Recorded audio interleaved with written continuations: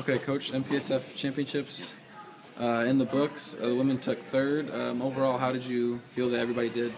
Yeah, I thought we had a good meet. We with the women's team. It's interesting because one of my dreams have always been to have a meet come down to the 4x4, and you had to race the 4x4 and do well in order to win it. We were tied with Arizona State for the Territorial Cup points, for indoor track and field, and we hadn't been running super all year long in in the 4x4, one reason or another. But we got out there and we had to compete hard.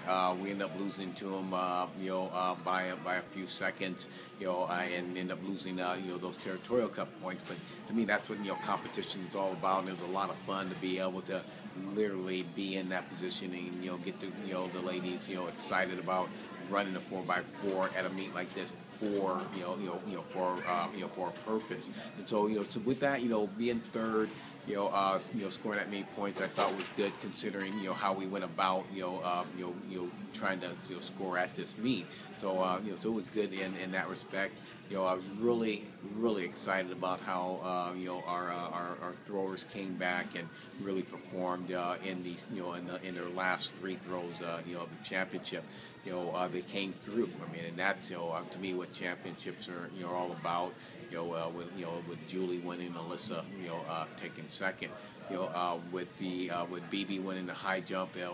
These championships. You always want to try to get in there and be the champion and win and win events. So really happy about that. I think the one thing that I think we learned a lot about in this competition is that we've been pretty good for the last few years, and we're still a very highly ranked program. But what we're finding out, with some of the younger people, like the Tracy Hicks of the world, is that you got to come to compete every single day, and that's I think the biggest message that we needed to take from this competition. But, we could have done better. I mean, on that women's side, we actually could have put ourselves in a position with a victory here, a point here, to actually win the competition rather than just battling with Arizona State, for second place. And that's it's a learning experience, and we're gonna get better at that.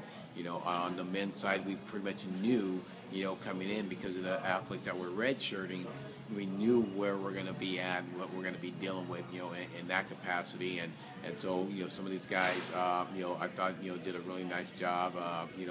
Braden Tempe ran PR in the mile, which is really nice to be able to see him, do that. So, we have, some things that we're doing with the men's team that, we're gonna take it on the chin a little bit, this year, but we're going to be awfully good here, this next couple of years.